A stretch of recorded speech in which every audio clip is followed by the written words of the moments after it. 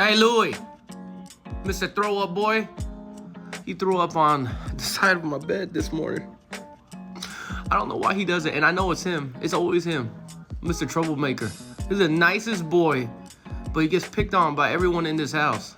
All the dogs, even his girlfriend. What's wrong with you, Louie? Anyways, it's your boy Chocolate Pie, senior man. Today is January 3rd, man. And today is another Thoughts from a Nobody. I just read the Bible before I started this. And then read a little bit of Proverbs 3. But let's just go and see how this turns out, man. I had some thoughts on my mind. My son, do not forget my law, but let your heart keep my commands. For length of days and long life and peace they will add to you. Let not mercy and truth forsake you. Bind them around your neck and write them on the tablet of your heart. And so find favor and high esteem in the sight of God and man. Trust in the Lord with all your heart and lean not on your own understanding. In all your ways acknowledge him and he shall direct your paths. You know, there's that one right here. I read this before, just up to this point. Trust in the Lord with all your heart and lean not on your own understanding. In all your ways acknowledge him and he shall direct your paths. There's a couple things. Who knows if I'll remember it all? Being an old geezer now, man. Dude, I had a dream today, and I remember yesterday. Dude, I have lust has not been an issue for me for a while now, and it could be the medication. You know, I don't know, but just like every addiction, especially alcohol and drugs. Back in the day when I tried to stop these things, and all addicts can attest, we get dreams, dude.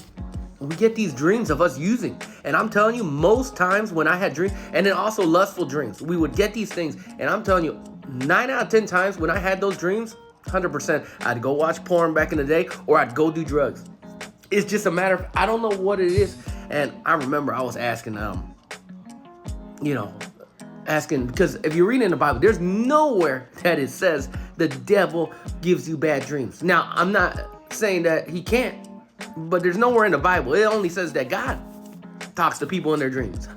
So I don't know. But all I know is today, for a long time, I said, man, I have no control over my dreams. And for the most part, we don't. We're dreaming, right? It's our subconscious making choices. And I remember I was trying to watch some dirty stuff in my dream, but then I almost, it seems like I woke up in my dream and I was like, nah, we ain't gonna do that. Relax. Like, no. And I was fighting in my dream. Weird, dog. Weird dream. That kind of dream I've only had very few times. I think less than 5 times on my hands. And it's not always about that. The other dreams have been about drugs, and I think very rare. I've had one dream that I remember when I was about to, I was searching for drugs. And I just said, nah, man, I ain't gonna do it. And I woke up and I was like, man, I didn't know I could say no in my dreams, because every one of my dreams, I'm already, having a good time in my dreams, or at least chasing it. And I know in my dream, if I found it, your boy was gonna do it, And, it's just so weird. Trust in the Lord with all your heart and lean not on your own understanding. It's so hard to do. As you get older, you think you get wiser, right? But things, for me, it's getting a lot more complicated. When I was younger, I was arrogant. I'm still working on that. And my ego and pride, these things in my 20s. And as a Christian, I was like, okay, God, what do you want me to do? Tell me what to do and I'll do it. Like, I'll do anything, man. I've done so many things to embarrass myself in front of other Christians because I felt like God told me to do it. One time I remember I dragged my wife, some lady, a beautiful lady, not beautiful in that sense, an older lady. I was strung off on drugs, and then she paid for my car's tires. $800 she paid. First time in my life someone did that for me. And I was blown away by it.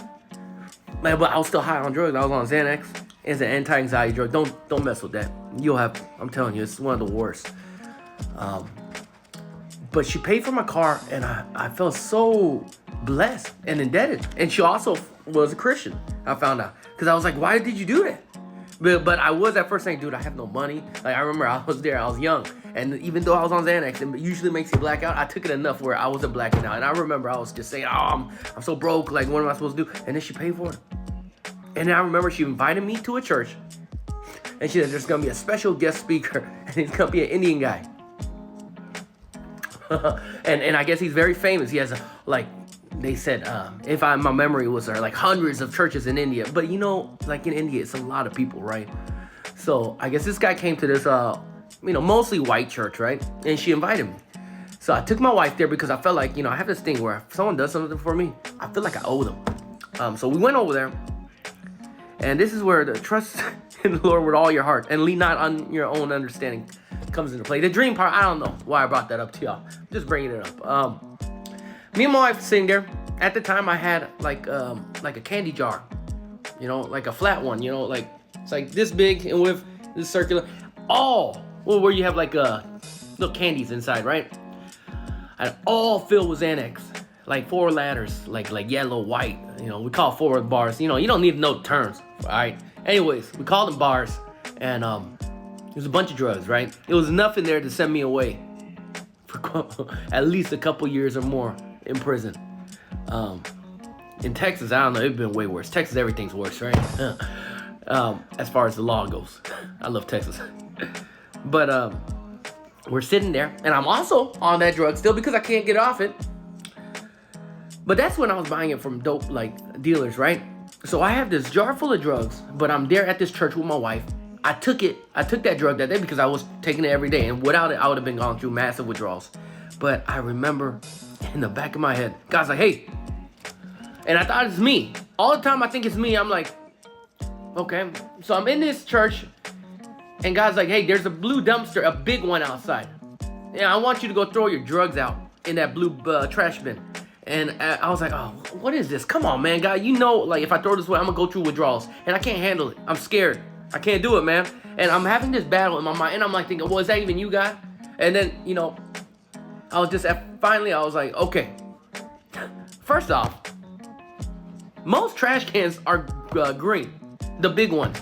So I was like, we're just going to see. All right, let's go see. God, I'm going to think that it might be you. I'm going to just go outside. And a small voice in my head. So I told my wife, I didn't even tell her what I was doing. I was like, hey, I'll be right back. At that time, I didn't really talk to my wife like this, like I am these days. And I go outside, and wouldn't you believe it? There's a giant blue trash can. And I remember I was like, oh, God, all right, man. So I tossed all my drugs in there, and I came back in.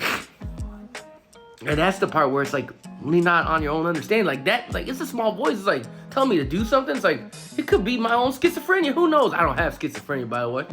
In Jesus' name. But I come back inside, and I'm just sitting down, and I'm like, awestruck a little bit. Of course, y'all, a sepsis will be like, oh, there's blue trash can. Right, there was one outside there. But for me, I was blown away. And then I remember, God's like, I want you to go share that up there.